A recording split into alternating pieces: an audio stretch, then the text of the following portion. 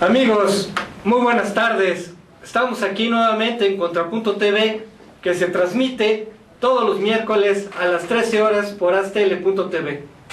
Hoy tenemos un programa muy especial por los temas que vamos a tratar y también por nuestros comentaristas. Los temas que tenemos, pues como se anunció con anticipación, vamos a hablar sobre las elecciones en Venezuela y planteábamos la pregunta si ya se acerca el fin del régimen bolivariano. Y también vamos a tratar otro tema de gran interés que tiene que ver con el juicio político, si se va a dar a la presidenta de Brasil, a Dilma Rousseff. Para tratar estos temas, pues tenemos aquí a verdaderos especialistas.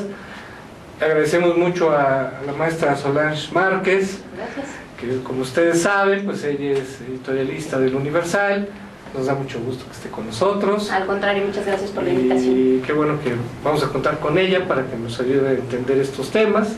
Y como todos los miércoles, pues agradecemos mucho a Óscar Valencia, que ustedes saben que preside la Asociación Política Nacional Jóvenes Universitarios por México y que es nuestro analista político de cabecera. Enrique, un placer, como siempre, estar contigo. Pues y hoy contar con Solange también es un placer. Y bueno, la vez pasada se nos olvidó comentar, y siempre se nos pasan las fechas importantes, que era el programa 60. Ahora estamos en el programa 61. Felicidades.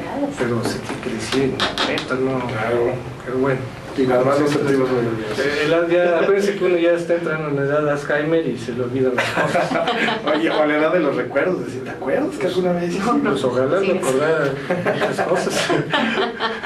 Bueno, pues como saben, el pasado domingo hubo elecciones en Venezuela, no eran cualquier elección, se renovaba la Asamblea Legislativa, pero en un contexto muy particular, que ustedes saben que en Venezuela pues existe un régimen que desde 1999 se ha entronizado en Venezuela. Realmente no se puede decir que sea una democracia como tal, y por eso tenía una gran expectativa estas elecciones, porque pues por primera vez en estos 17 años estaba la expectativa de que la oposición ganara la asamblea y que incluso pudiera tener las 2/4 partes como sucedió.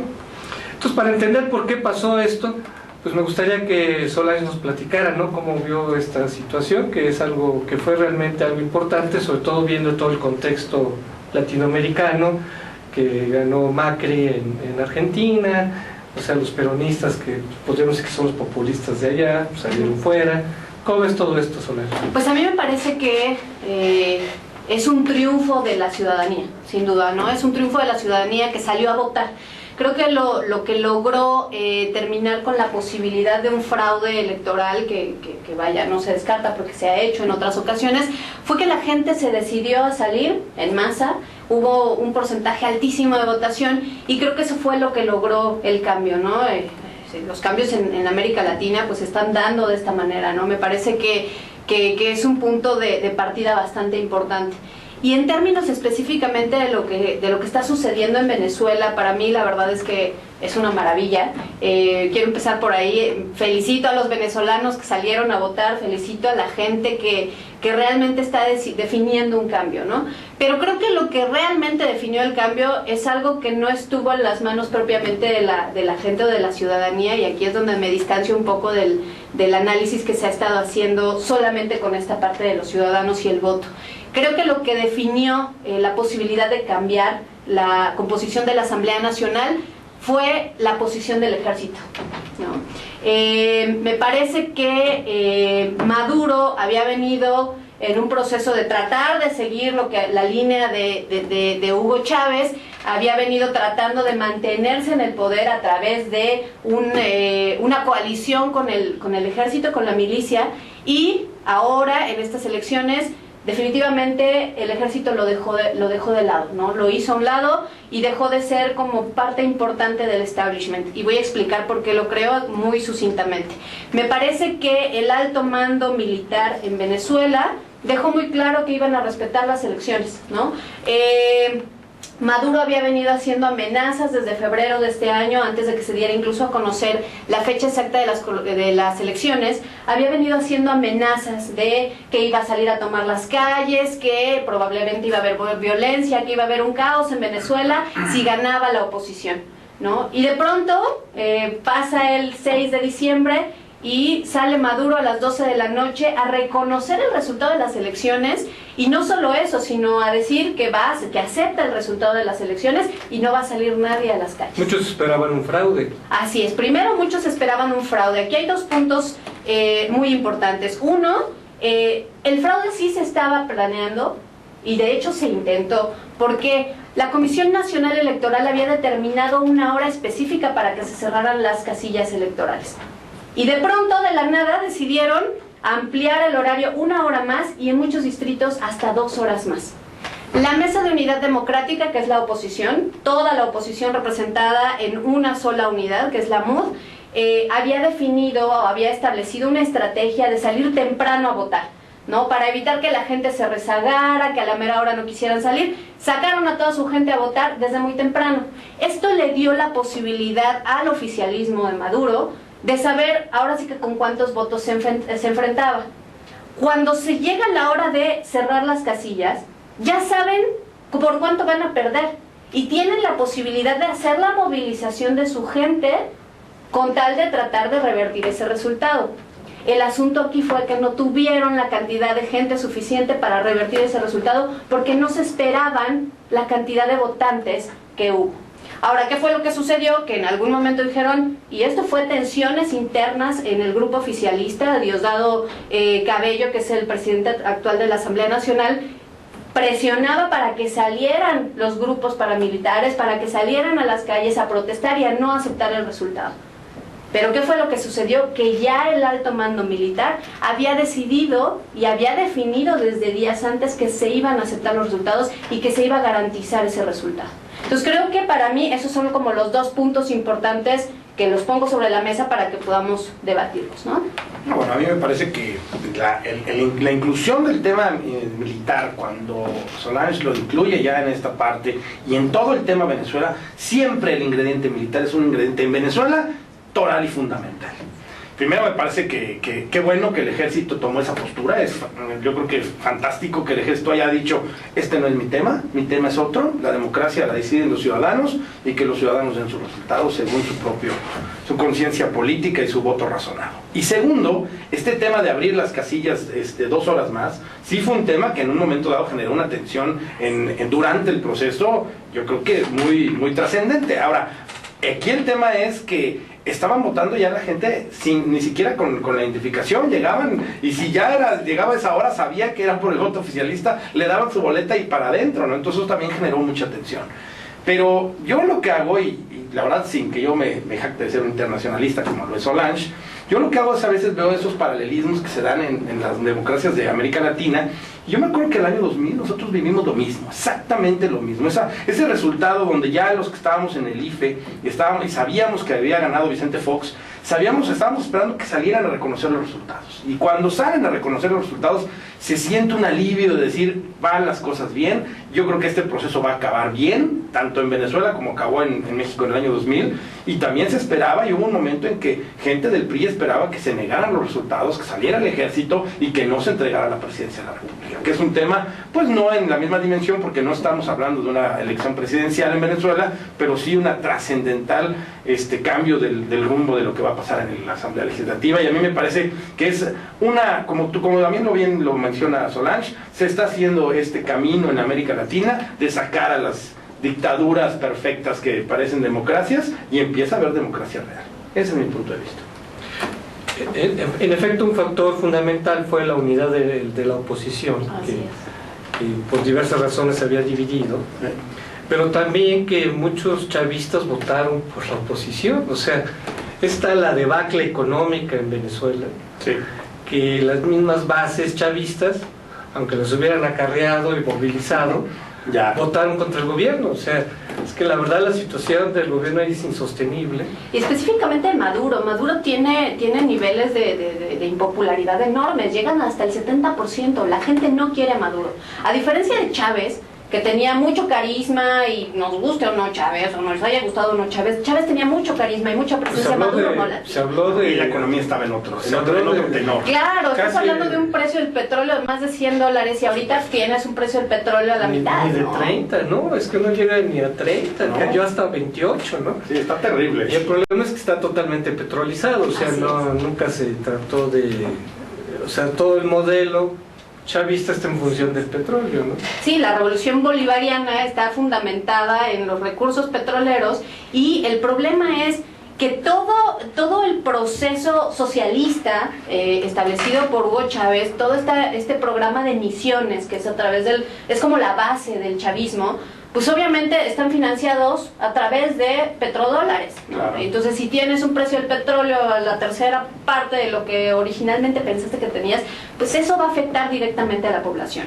Eso es uno. Dos, el desabasto impresionante. La gente realmente resiente mucho el desabasto, ¿no? El tener que ir a un supermercado y no encontrar los insumos básicos. Sí. Es realmente, yo creo que para la mayor parte de la gente es realmente decepcionante y triste, ¿no? Entonces, creo que ahí, este es como, yo sí me atrevería a decir que este es el principio del fin del chavismo, y específicamente de la supuesta revolución bolivariana, ¿no? Para mí sí lo es. Yo coincido. Ahora, cuando viene nuestro querido amigo Pedro Aguirre, citó a Solange Márquez, y ahora que está Solange Márquez voy a citar a Pedro Aguirre. Pedro nos mencionaba que en la medalla de oro de lo más impopular de los presidentes latinoamericanos está Maduro, y la medalla de plata la tiene nuestro querido presidente Enrique Peña Nieto. Entonces no es gratuito. No, creo que hay otros peores. Fíjate, justamente ese es el próximo tema. Quien tiene mayor impopularidad que Maduro es Dilma Rousseff. Sí, bueno, O sea, la popularidad de Dilma llega al 10%. O sea, pues según O sea, el comentario de Pedro teníamos bueno, la medalla de plata, pero ya que estamos entre los más impopulares, pero Dilma pues gana, estamos. ahorita Dilma gana. O sea, la debacle de Brasil También se cuece es aparte. terrible, ¿no? Sí. Pero vean, otro motivo por el cual se piensa, porque incluso Enrique Capriles acaba de comentar, les ha preocupado mucho justamente este reconocimiento tan rápido, ¿no? Claro. O sea, es muy sospechoso, o sea, el sospechosismo que genera un reconocimiento de tal magnitud se debe a que Maduro tiene los medios para revertir lo que se podría llamar el inicio de la transición democrática. Que Oscar hace un paralelismo con el 2000, yo lo haría más bien con el 1997, cuando el PRI perdió la mayoría en el Congreso, ¿no? O sea, la oposición se unió, ¿no? El bloque opositor, G5. y logró tener la mayoría en el Congreso, y ahí podemos decir que es el inicio de la transición democrática. En Venezuela sería también, yo lo hago más bien con el 97. Sí. Y si hubiera habido otro presidente en México, a lo mejor hubiera podido revertirlo, pero desde el 97. Cedillo Ajá. aceptó esa derrota. Exacto. Electoral. O sea, de hecho Cedillo ya como que de alguna manera se había hecho la idea de que se iba a perder el poder. Claro. Pero Maduro no creo que vaya a aceptarlo, porque tiene modos, por ejemplo, ya dijo que él no iba a aceptar una ley de amnistía, ¿no? Entonces él tiene manera de vetar la ley, incluso tiene facultades dictatoriales, ¿no? Entonces yo creo que también por eso, ¿no? Yo creo que todavía, no sé qué piensa, pero yo pienso que todavía se puede revertir. Puede ser, obviamente, constitucionalmente sí tiene facultades. Obviamente cuando Hugo Chávez logró esta mayoría de 114 en el año 2000, que era más de las 2/3 partes de la Asamblea Nacional, sí se le permitía o sí se permitió hacer cambios constitucionales muy importantes para facultar al Poder Ejecutivo a tener estos poderes ya no metaconstitucionales, porque estaban en la Constitución, ¿no? Pero para tener facultades extremas. Claro. Ahora, ¿qué es lo que creo que puede suceder con esta conformación nueva de la Asamblea Nacional? Justo ayer, ya por la tarde, la Comisión Nacional Electoral establecía o definía que sí eran 112 los diputados para la oposición contra 55 del oficialismo. ¿Qué es lo que tiene y qué es lo que nos puede decir esto? Bueno, con esos 112... la Mesa de Unidad Democrática puede hacer reformas constitucionales, puede hacer mociones de censura contra el vicepresidente y contra los ministros del gabinete. O sea, tiene muchas facultades que difícilmente ya Maduro va a poder revertir por la minoría que va a tener en el Congreso. Entonces creo que aquí en realidad el reto va a estar en que la oposición se mantenga unida. Claro. Porque el problema que ha tenido la oposición desde el año 2000 que llegó Chávez es que siempre al final sí podrían haber sido mayoría, pero siempre se pulverizaban, siempre había problemas. Amigos, vamos a tener que hacer una pausa. Estamos aquí en Contrapunto TV. Regresamos.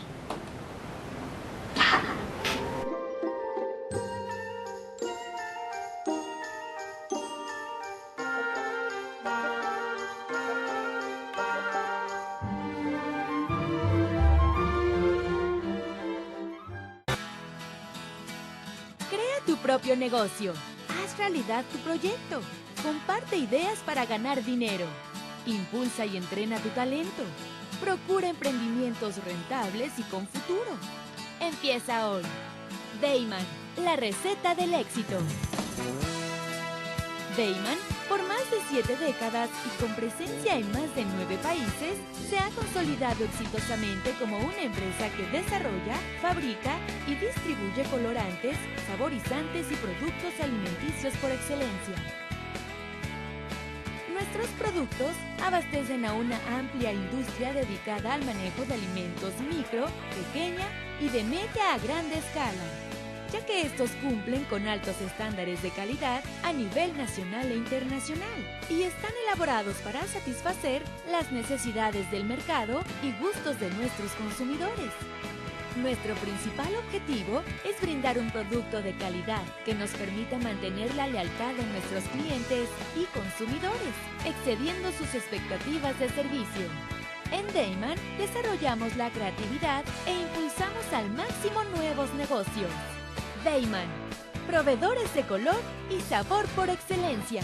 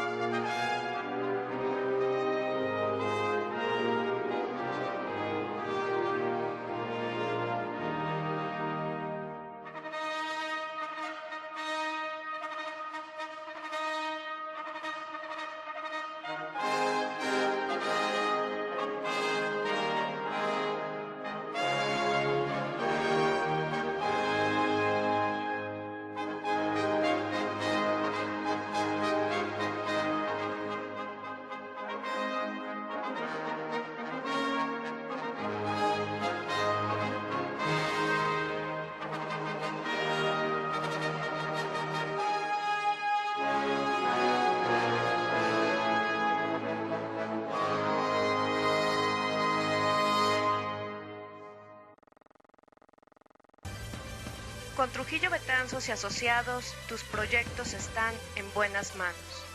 Trujillo Betanzos y Asociados te ofrece servicios de fe pública en materia mercantil, asesoría legal, contable, fiscal y de negocios, litigio civil y mercantil, evaluación y asesoría financiera y área académica.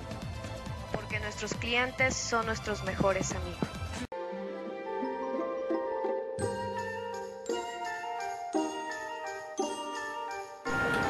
Bueno, ya vimos de lo que pasó. Estamos de regreso y como se habrán dado cuenta, pues estábamos aquí en Gran Chorcha sobre el tema de Venezuela, evidentemente.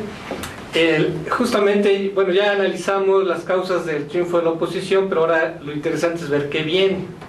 Y justamente aquí hay dos cuestiones que están en discusión ahí en Venezuela, porque justamente Maduro ha corrido pues la versión de que la Asamblea Nacional va a ser un órgano revanchista, justamente por todas las violaciones que el gobierno ha cometido y todo el mal manejo de la economía. Entonces Maduro está corriendo la versión de que viene la revancha, y justamente esa es la gran discusión, porque dentro de su campaña del miedo se piensa que desde la Asamblea se le va a hacer la guerra al gobierno, y justamente ahí está el debate si se va a asumir una actitud de reconciliación, o sea, no caer en la polarización. Pero también está lo que comentaba Solís, de que el gobierno de Maduro todavía va para largo, y yo no sé si la gente esté dispuesto a aceptarlo. ¿Qué Sí, pensarían al respecto? A mí por lo menos lo que me preocuparía, insisto, es la división de la oposición. Claro. Y creo que se va a dar, lamentablemente creo que se va a dar. ¿Por qué? Porque sí va a haber, o sí hay un sector de la oposición que literalmente sí es revanchista, que sí tiene muchas cuentas que le quiere cobrar al gobierno de Maduro, ¿no? Especialmente como toda esta línea que está con Leopoldo López, con los presos políticos. Creo que por ahí hay un punto importante de gente que sí va a tener ganas de hacerle la vida difícil al gobierno de Maduro. Y creo que hay otra línea dentro de la oposición que dice, bueno, vamos a ver, ¿no? Vamos a negociar, de aquí a que termina Maduro, pues mejor nos esperamos y no lo hacemos tan difícil, etcétera, ¿no? Entonces creo que ahorita, cuando tomen más bien, cuando entre esta nueva legislatura que va a ser a principios de enero del siguiente año, pues empezaremos a ver cuál es la agenda legislativa que se marca y especialmente si realmente traen ganas de empezar a hacer cambios legislativos importantes o de trascendencia, ¿no? El primero ya se empezó a presentar, ya dijeron que van a hacer una reforma a la ley del trabajo, entonces creo que sí hay un sector importante que trae ganas de hacerle la vida difícil al gobierno de Maduro y creo que ese va a ser el punto de inflexión para que se divida o no se divida la oposición y desde ese punto habrá que ver si Maduro sobrevive o al final tiene que renunciar al cargo. Yo creo que es un tema de prioridades, también lo mencionaba Capriles, decía, de las distintas oposiciones tenemos que ver cuáles son las prioridades de cada quien y cómo podemos impulsarlas. Entonces a mí me parece que, ahora sí que valga el tema, la oposición para sacar a Maduro necesita ser muy madura. Entonces en este caso se requiere una oposición muy inteligente, que tenga mucha capacidad de diálogo entre ellos mismos para que ponderen el bien más importante, que es sacar a Maduro ahí. Y como bien tú dices, es hasta el 19, hasta el 2019, son 4 largos años que tienen que aguantar este gobierno y que tendrá que ser caminarlo por campo traviesa, porque si lo quieren sacar de un día a otro, yo creo que ahí viene el choque de la oposición y vuelve a pulverizarse este éxito que acaban de tener. Bueno, pues que va a haber finalmente, va a haber un fin de la balanza, porque esta situación de si va a polarizar o se va a reconciliar de alguna manera está en la postura de Capriles y Leopoldo López. O sea, cuando Leopoldo López encabezó las manifestaciones de protesta, pues no concordaba con la posición de Capriles, porque Capriles, de su posición más institucional como gobernador, más moderada, él era partidario de buscar más negociación con el gobierno. Entonces Leopoldo López veía que no había negociación posible, que la única manera de forzar las cosas era a través de protestas, y de alguna manera la razón se la dio a Leopoldo López, porque resulta que estábamos ya avanzado el 2015 y no había fecha de elección, o sea, no se sabía cuándo iba a haber elección, entonces tuvo que una huelga de hambre, estuvo Leopoldo López desde la cárcel declararse en huelga de hambre para forzar al gobierno a que hubiera una fecha de elecciones. Entonces volvemos a lo mismo. La posición, como dice Óscar Madura, pues sería tratar de no confrontar, no polarizar con el gobierno, pero va a haber un fiel de la balanza, que es la situación económica. Yo me pregunto, si se sigue hundiendo la economía, ¿habrá esa moderación, esa actitud madura de la oposición cuando la gente ya no tolera la situación? No, yo la verdad es que veo... ese es un punto importante, ¿no? La situación económica, pero también las próximas elecciones, ¿no? Y la verdad es que de aquí a que sale Maduro estamos hablando de un periodo preelectoral muy importante, ¿no? Entonces va a haber este mismo sector que considera que no hay manera de negociar, va a decir, la gente votó por un cambio, o sea, la gente en realidad fue y se manifestó por, ya no aguanto a Maduro, ya no lo quiero ahí, y entonces no hay negociación posible, ¿no? ¿Cómo voy a negociar con un gobierno? ¿Cómo voy a sentarme con un gobierno que tiene una política tan de izquierda cuando la gente me está demostrando que eso es lo que no quiere? Si la Mesa de Unidad Democrática pretende, eso es lo que pienso, ¿no? Pretende ganar las próximas elecciones, de alguna manera tiene que quedar bien con sus electores. ¿Pero cuándo son las próximas elecciones? Ese va a ser un punto importante para definir, ¿no? O sea, falta muchísimo. A ver, las palabras de Capriles es, la revancha no es amiga de la justicia. Y eso me parece una frase, a lo mejor muy bien pensada, muy buscada, pero me parece que es una cuestión que tendría que imperar entre la misma oposición. Si quieren revancha, si quieren desgastar, van a perder lo logrado. Y eso es una realidad. Yo creo que, yo estoy de acuerdo en que no sea revanchista, pero me parece que sí tiene que haber una comisión de investigación de qué fue lo que pasó en Venezuela, qué es lo que ha venido sucediendo con la economía en Venezuela. ¿No? La Asamblea Nacional, la nueva legislatura, no puede simplemente sentarse con el gobierno y perdonarle lo que ha hecho, ¿no? Al menos desde mi punto de vista, me parece que se lo deben a sus electores. Pero a ver, ¿no? por ejemplo, una ley de amnistía que tiene de revanchista. Yo no lo veo revanchista. No, yo tampoco Pero lo veo. no es revanchista. Pero ya Maduro la va La va a vetar, claro. Imagínate, si Maduro va a vetar una ley de amnistía, evidentemente no va a permitir, por ejemplo, que se renuevan los jueces, que se renueva la comisión electoral, por ejemplo, la Asamblea, evidentemente va a querer renovar esos órganos de Estado. Pero le pueden quitar el derecho del veto desde esa asamblea. O sea, el tema es empezar a constituir un nuevo sistema político desde esa mayoría, para no decir, no te estoy quitando nada, simplemente con mi mayoría creé un nuevo sistema. Pero eso, Tú ya no lo eso tienes. sería, desde el punto de vista de Maduro, eso sería revanchismo. Claro, Al final de si me cuentas, Porque preguntas estás desmontando, Todo es de- bueno, ahí sí. es que estás desmontando su base de poder. Sí, o sea, yo lo que pienso es que no se pueden tomar decisiones sin hacer una investigación primero. En términos específicamente, por ejemplo, de establecer o votar una moción de censura para miembros del gabinete o para el propio vicepresidente, ¿no? Eso creo que sí, sin hacer realmente una investigación, sí sería revanchista. Eso Pero sí. en términos específicos de hacer cambios institucionales y constitucionales que se necesitan en el país para que realmente pueda avanzar, me parece que eso no es revanchismo. Me parece que eso es lo que tendría que hacer la Asamblea Nacional en uso de sus propias facultades, teniendo las 2/3 partes que ya tiene. Yo nomás metería dos ingredientes. Uno, que ya puso Solange en la mesa durante el corte, el tema del ejército, cómo esta oposición puede irse plegando un poco al tema del ejército. Y la otra, es algo que menciona Capriles en sus entrevistas, hay un grupo que se llama el F4 o el 4F, que es un grupo más moderado con el que se podría empezar a generar un puente para empezar a hacer estas renovaciones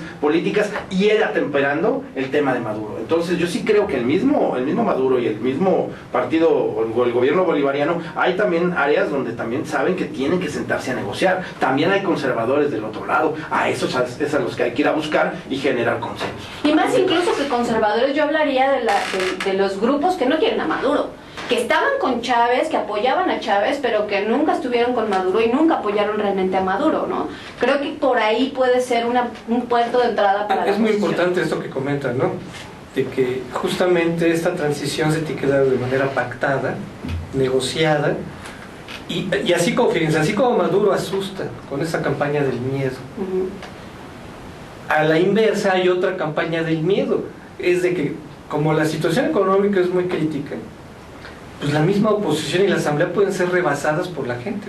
Claro. O sea, lo que tiene que manejar la oposición al gobierno es, mira, estamos en la ruta de la negociación, de la institucionalidad, pero tiene que haber cambios, Sí. porque si no, nos va a rebasar la gente Sí. y al perdemos rato, todos. y ahorita al rato, ¿verdad? Se da otra revolución o contrarrevolución o lo que sea, Sí. y van contra todos, ¿eh? Creo que aquí va a ser muy importante la posición que establezca la Mesa de Unidad Democrática en términos de lo que mencionaba yo al principio, ¿no? Las misiones del gobierno, ¿no? Este programa de misiones, ¿qué va a pasar con el programa de misiones? La misión de vivienda, la misión de escuelas, la misión... Estas misiones, ¿qué es lo que va a pasar? ¿Qué va a pasar con esos subsidios que son multimillonarios? ¿Cómo le vamos a hacer para que continúen? Porque si tú los quitas de la noche a la mañana, Desplomas. o sea, si de por sí la economía está mal, si de por sí la economía de la gente y de las familias está mal, si quitas las misiones de la noche a la mañana me parecería un error gravísimo, ¿no? Y el problema es que sí, dentro de la oposición hay un sector que apunta a que es importante acabar con este proceso de misiones porque es un subsidio que es imposible de pagar, ¿no? Sí, así es, ¿no? O sea, Hay temas muy álgidos, realmente, hay temas que son directamente de una oposición. Ahora, sin que, insisto, yo tenga todo el mapa de los temas que le están afectando a Venezuela, yo creo que hay temas que sí se pueden ir discutiendo y que si se sienta la gente que tiene y la posibilidad de tomar decisiones con áreas del gobierno que son, como bien dice, así no conservadoras, no maduristas, pues ahí se puede ir generando consensos que pueden ir sacando y destrabando temas que van a hacer que lleguen al 2019 y que la oposición pueda nombrar, por ejemplo, un Capriles como presidente de Venezuela, que me parece que sería como el final feliz. Sí, aunque te aseguro que muchos piensan en Leopoldo López y no en Capriles. Así es. Que ahí va a ser donde empiece otra vez la desunión de la unidad democrática. Pues sí, pero ahí también tienes que decir, te toca y me toca, ¿no? Sí. Bueno, otra implicación que ya nos lleva al siguiente tema es que justamente si cae el régimen bolivariano, va a tener repercusión en América Latina, ¿no?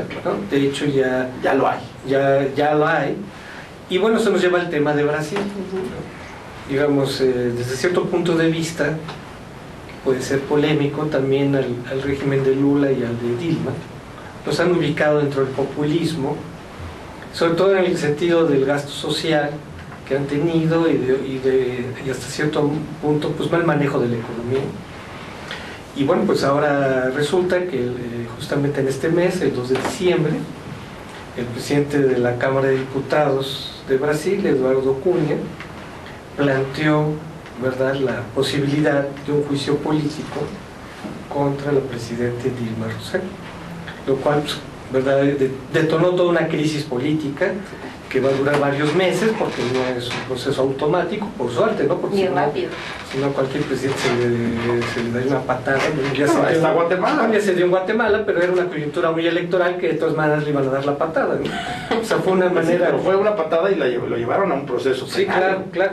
Bueno, en Brasil no es así, sino que tiene, o sea, ya se reunió una comisión, si no me equivoco, y esa comisión nominada por los opositores, hay que recordar rápidamente que es el partido opositor, que es cogobernante, porque de hecho el vicepresidente es parte del gobierno, que es el partido del Movimiento Democrático Brasileño, Ya se lavó las manos. que es el partido, después del PT, es el partido más importante, ¿verdad? El vicepresidente... Se lava las manos y no, ¿eh? Porque al final de cuentas se lava las manos, pero empuja a Dilma hacia que se continúe con el proceso. O sea, él no acaba diciendo esto no es un procedimiento adecuado, sino diciendo que camine y que resuelva. Ah, claro, pero en términos de se lavan las manos de la conducción del gobierno hasta la fecha. Porque Él se dice, dijo yo un nunca títere". he estado involucrado en nada. Híjole, y ahorita te quejas.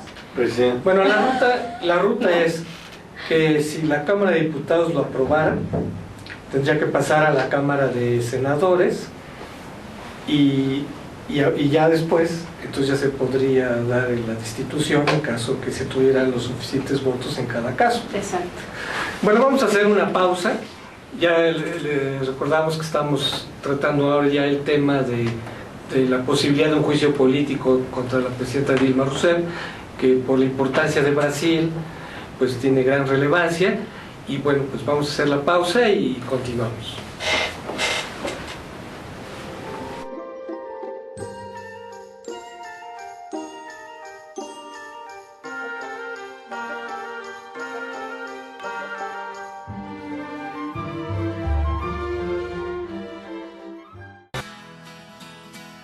Crea tu propio negocio. Haz realidad tu proyecto. Comparte ideas para ganar dinero. Impulsa y entrena tu talento. Procura emprendimientos rentables y con futuro. Empieza hoy. Dayman, la receta del éxito. Dayman, por más de 7 décadas y con presencia en más de 9 países, se ha consolidado exitosamente como una empresa que desarrolla, fabrica y distribuye colorantes, saborizantes y productos alimenticios por excelencia. Nuestros productos abastecen a una amplia industria dedicada al manejo de alimentos micro, pequeña y de media a grande escala, ya que estos cumplen con altos estándares de calidad a nivel nacional e internacional y están elaborados para satisfacer las necesidades del mercado y gustos de nuestros consumidores. Nuestro principal objetivo es brindar un producto de calidad que nos permita mantener la lealtad de nuestros clientes y consumidores, excediendo sus expectativas de servicio. En Dayman desarrollamos la creatividad e impulsamos al máximo nuevos negocios. Dayman, proveedores de color y sabor por excelencia.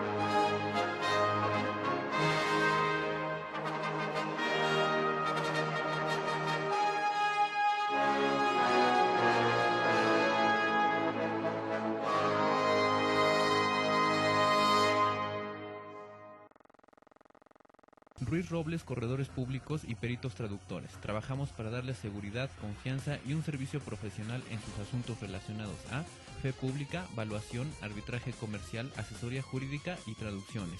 Para nosotros lo más importante es su satisfacción, brindándole además la asesoría jurídica necesaria en su negocio, con un equipo de profesionales capacitados para prevenir y resolver situaciones de riesgo en su empresa.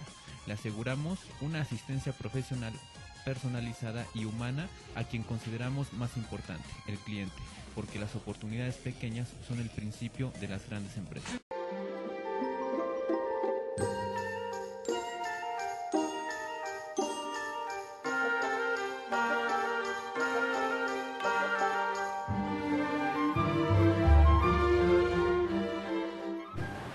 Ahí está. Estamos de regreso, amigos, aquí en Contrapunto TV. Ya estamos tratando el tema de Brasil. Estamos hablando de que hay un intento de juicio político contra la presidenta Dilma Rousseff, que si puede prosperar también está por la situación económica que atraviesa Brasil, que después de que se habló del milagro brasileño, y en gran parte razón por la cual pues se aventaron el boleto de organizar el Mundial de Fútbol y los Juegos Olímpicos, pues un poco como la ventana, ¿no?, de que Brasil era de los países más importantes del mundo. Pues resulta que ya desde el Mundial de Fútbol ya vimos que les agarró la crisis ahí y que ni siquiera la presidenta pudo inaugurar el Mundial de Fútbol. Sí, fue una crisis futbolera también. Y ahora con los Juegos Olímpicos todavía peor, porque si ya en el 2014 ya se vivió una turbulencia fuerte, protestas intensas, se habla de que este año el Producto Interno Bruto va a caer 3.5. Entonces ese contexto en nada ayuda al gobierno. No, yo creo que aquí el asunto, como bien lo decía Oscar en el corte, sí tiene un corte mucho más político, ¿no? Es una rencilla interna en la coalición gobernante, para empezar, ¿no? Evidentemente tiene todos los tintes que existen en términos del manejo económico del país, pero sin duda me parece que sí tiene tintes político-electorales, ¿no? Claro. Ahora, yo en lo personal que veo, ¿no?, en términos del proceso constitucional, si a mí me preguntan, veo difícil que al final vaya a lograrse la mayoría que se requiere para que el proceso pase al Senado, ¿no? Estás hablando, voy a explicar muy sucintamente también cómo es el proceso constitucional para lograrlo, ¿no? Lo primero era la determinación por parte del presidente de la Cámara de Diputados, Cuña, el cual ya lo hizo. A través de eso se prepara o se establece una comisión parlamentaria que es la que va a definir o no. Eso es lo que estamos ahorita. Ese es el proceso en el que estamos ahorita, pero valga decir que el Tribunal Superior determinó que había irregularidades en el proceso parlamentario, por lo cual no podían continuar o empezar siquiera con las sesiones de esta comisión parlamentaria. Que me parece muy prudente, ¿eh? Me parece que decir, a ver, si todo lo que vamos a hacer va a acabar siendo nulo, vamos a hacer un circo y lo que vamos a quedar mal somos el Congreso, los legisladores. Sí, pero no perdamos de vista que también esto tiene que ver con aplazar, ahora sí que como se dice coloquialmente, no patear el bote, vamos a atrasar el proceso, ¿no? Para que la comisión tiene 10 sesiones, no 10 días, ¿no? Porque se interpreta como 10 días, 10 sesiones parlamentarias para determinar, bueno, más bien para permitir a la presidenta que venga y se defienda y diga por qué ella no es culpable de lo que se le acusa. A partir de ahí, la comisión define en 5 sesiones si sí o si no, vota un dictamen, dice si vamos o no vamos. Si sí vamos, se vota en el pleno. Después de esas 5 sesiones. Ya estamos hablando de que el proceso se fue hasta el próximo año. Es sesión casi por semana. Claro, ahora el asunto aquí es que viene un receso en el periodo de sesiones, ¿no? Del 22 de diciembre hasta febrero, creo que el 5 de febrero o 2 de febrero, ellos por ahí. también festejan, ¿no?, su Navidad. Claro, entonces se viene. Si decidieran, decidieran, ¿no?, la oposición, si decidieran, ¿saben qué? Vamos a hacer secciones extraordinarias, el proceso se iría hasta enero, febrero del próximo año. Si no lo hacen, se va hasta marzo o abril del próximo hasta año, junio, ¿no? Ahora, eso es en términos del proceso. Una vez que se votara en el pleno, si se vota a favor, que tienen que ser las 2/3 partes, estamos hablando de 342 diputados. No perdamos de vista ese número, porque si se vota, tendría que pasar al Senado y entonces el Senado decide. Son 342 de 513. Exactamente. ¿Cuál es mi punto aquí? Para la definición de la comisión votaron 272 diputados de la oposición contra 199 que apoyan a Dilma, ¿no? En este número quedaron ahí volando 42 votos. Aunque tú le sumaras esos 42 votos a los 272, no llegas al mágico número de 342 que necesitarían para aprobar el juicio político que pasara al Senado. Entonces, desde ese punto de vista, con esa aritmética, yo en lo personal veo muy difícil que vaya a llegar siquiera al Senado. Pero a ver, yo quisiera hacer ahí un comentario. A mí me parece que en este desgaste la intención es meter a la presidencia en este desgaste brutal, donde tenga que salir a defenderse, donde tenga que estar distraída en vez de estar haciendo un gobierno que supuestamente esperamos que lo hiciera bien, está metida en su propia defensa de lo que ha hecho, no de lo que está haciendo o va a hacer, pero también puede ser un arma de dos filos, porque, digo, pongo el caso del desafuero de López Obrador, que al final de cuentas, en vez de perjudicarlo y hacerlo, lo mandó a números que nadie esperaba que tuviera hacia esa elección del año 2006. Claro. Entonces, aquí tienen que medir muy bien si poner en el foro a Dilma no le sale peor, que en la oposición lo que quiere es llevar un desgaste y ellos caminar fácil hacia el siguiente proceso electoral, donde ya el PT ya no tenga esa fuerza política que ha tenido desde los tiempos de Lula. Pero en este momento tienen que medir. Se habla que la economía va a seguir mal todavía el resto del año. Y como tú bien dices, vuelve a ser un tema entre Venezuela y Brasil, y bueno, vamos a hablar de toda América Latina y nos incluimos a nosotros, que estamos en unas crisis económicas brutales. Bueno, pues esperemos que ahí todavía este tema va a dar para mucho. Vamos a pasar a la encuesta, pues se nos acaba el tiempo. En el Reforma hubo una encuesta interesante este domingo. Me gustaría que Oscar la comentara. Bueno, tenemos varias, si quieres compartirlas tú con Enrique. La primera es esta, donde nos dicen que tenemos una... Dice, si los candidatos a la presidencia de la República fueran los siguientes, ¿por quién votaría usted? Y nos plantean un empate técnico de 3 candidatos, casi 4, donde Andrés Manuel López Obrador tiene el 18% y tenía un 28% en agosto. O sea, la popularidad de Andrés Manuel, después de que sacaban cientos de spots que vimos durante la campaña electoral, donde nunca supimos quién eran los candidatos de Morena, pero sí sabíamos que Andrés Manuel era el presidente de Morena, o era el representante de Morena, lo tenían un 28%, y ahora tiene un 18%. Miguel Ángel Osorio Chong, que tenía en agosto 16, sube 2 puntos y lo ponen en un 18%. Margarita Zavala, que tenía un 18, se queda está en un 17-18, casi no se mueven estos números de Margarita, pero entonces se pone en un empate técnico de 3 candidatos, y 2 puntos abajo está Jaime Rodríguez, mejor conocido como el Bronco. ¿Qué pasa en esta encuesta? ¿A quién tenemos aquí también? Tenemos muy rezagado, con un 8%, a Miguel Ángel Mancera, que tenía un 10% y va a un 8%. Y ahora, con la entrada del reglamento que nos van a poner en 7 días, va a ir más para abajo. Así es que ese hombre no da uno. Pasemos a la siguiente, por favor. Se nos acaba el tiempo. La siguiente es... Esto estoy buscando también. Ups. Aquí lo tenía. Perdón. ¿Pero me prestan los suyos? Gracias. En la siguiente también dice, sin importar qué partido lo postule, usted votaría o no por un candidato de los siguientes partidos para presidente de México. Aquí es una pregunta donde te preguntan si tú votarías, porque si tú sumas los números, dan más de 100. Pero entonces, en un sí o no, el 42% en agosto de Andrés Manuel, hoy se redujo a un 35%. El sí o no de Margarita, que tenía un 28%, hoy subió un 35% de la gente que sí votaría. Entonces hay un empate entre la gente cuando le preguntas, ¿sí votarías por Andrés Manuel? Sí. ¿Sí votarías por Margarita? Sí. Los dos tienen 35%. Miguel Ángel Mancera sube de un 25% a un 30%, y es el tema en que baja en la encuesta, pero sí, la gente diría, en un momento dado sí votaría por él. Jaime Rodríguez el Bronco, del 19% que tenía en agosto al 26% que tiene hoy en diciembre.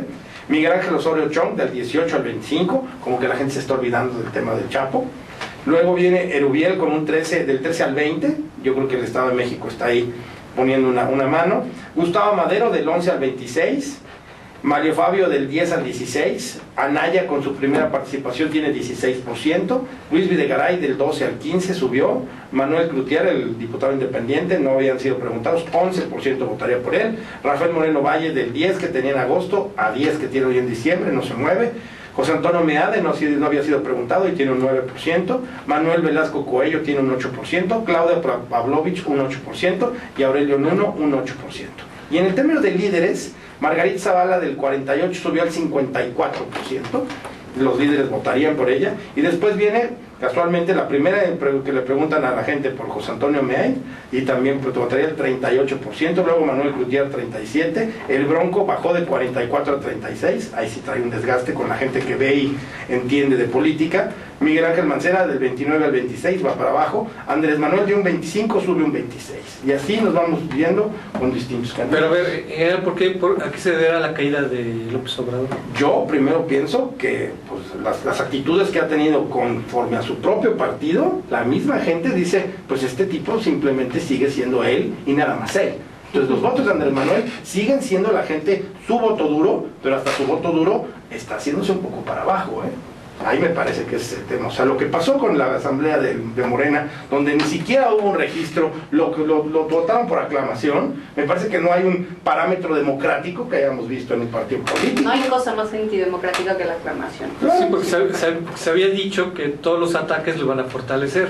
Así es. Pero yo también había escrito que más bien lo podían desgastar. Y sí, sin duda. Y bueno, la encuesta de Reforma que pues como son las encuestas, ¿verdad? Pues son instantáneas, pero Reforma ha estado, curiosamente ha estado atinado en sus... Sí, Reforma, por lo menos en el tema del Bronco, fue impecable, nos dio el resultado electoral que se dio en Nuevo León. Sí. Pasemos a la siguiente, por favor, sobre los candidatos independientes. A ver cómo ven los independientes, Oscar. Estoy buscando. Aquí está usted, ¿a quién preferiría como candidato independiente? Y aparece Mancera con 21. Mancera me parece como el candidato independiente más adelantado, como si la gente ya no lo viera como parte de un partido, que me parece correcto, porque si alguien piensa que es parte del tema de si lo ven como pegado al PRD, yo creo que mucha gente ya no vemos a Miguel Ángel Mancera caminando del lado del PRD. Y luego ahí a la gente que es apartidista lo ve con un 16%. Margarita Zavala se mantiene con un 18% como independiente que tiene con la población general, y con la gente apartidista igual, un 18%. Jaime Rodríguez el Bronco es el candidato independiente más adelantado. O sea, ellos están arriba de Mancera, ¿sí? En los apartidistas. Sí, en los apartidistas. Yo creo que ahí Jaime Rodríguez, pues finalmente por su origen, ¿no? Incluso, ¿no? Me parece que llama la atención. Ahora, lo que sí, yo creo que yo llamaría la atención es que en términos de lo avanzado o cómo ha empezado el gobierno, el propio Bronco, me parece que va rezagadón, ¿no? Había mucha expectativa en términos de lo que podía hacer el Bronco en estos primeros días de gobierno, y al parecer no ha hecho gran cosa, ni tampoco pretende. Dos temas. Uno, la tenencia, que no la ha podido quitar la tenencia, que hoy el gobernador de Chiapas ya la quitó, y él no ha podido hacerlo porque no tiene un congreso, no tiene diputados, y cuando eres independiente careces de diputados si no cumples los compromisos con los partidos políticos que están en ese congreso local. Y dos, el tema de que sigue hablando de Rodrigo Medina, pero no ha iniciado el proceso de captura del mismo gobernador. Entonces me parece que ahí pierde fuerza y pierde credibilidad, y eso es lo que empieza a bajar. Y ya para terminar la última lámina, que ya se nos acabó el tiempo. Sí, aquí hablamos por partido político, y aquí pues no nos debe extrañar que el PRI en agosto tenía un 23% y en diciembre tiene un 29%, crece 6 puntotes. Pero a mí sí me extraña, ¿por qué creció el PRI? O sea, que tenga más voto duro que los otros no nos extraña, ¿no? Pero ahora, ¿por qué crecería? ¿Qué pasó ahora en estos últimos? Hay gente que ve, por ejemplo, Morena pierde 4 puntos. ¿A dónde se van esos 4 puntos? Esa sería la pregunta. ¿Pero al PRI? Pero yo creo que en muchos casos sí. Yo te voy a explicar por qué. Porque creo que la gente que siempre ha sido de izquierda ve más estabilidad y más conexiones y más coincidencias con el PRI que, por ejemplo, un partido con el PAN, que del 23 subió al 25. El Morena pierde 4 puntos, de 18 a 14. Los independientes ganan 1, de 18 a 19, pero el PRD pierde 2. Creo que este tema nos va a dar para mucho, amigos, y pues ya nos vamos a tener que despedir. Siempre nos falta tiempo. Agradecemos mucho a Solange que haya estado con nosotros, y a Oscar también. Gracias. Amigos, los esperamos el próximo miércoles, que va a ser el último programa de este año. Pues nos vamos a ir de vacaciones, y pues los invitamos a que estén con nosotros el próximo miércoles a la misma hora por el mismo canal. Y los invitamos a que se queden a Si Yo Fuera Servidor Público con Miguel Muñoz. Hasta la próxima. A todos los que nos ven y nos mandan saludos por fiestas. Facebook. Felices fiestas.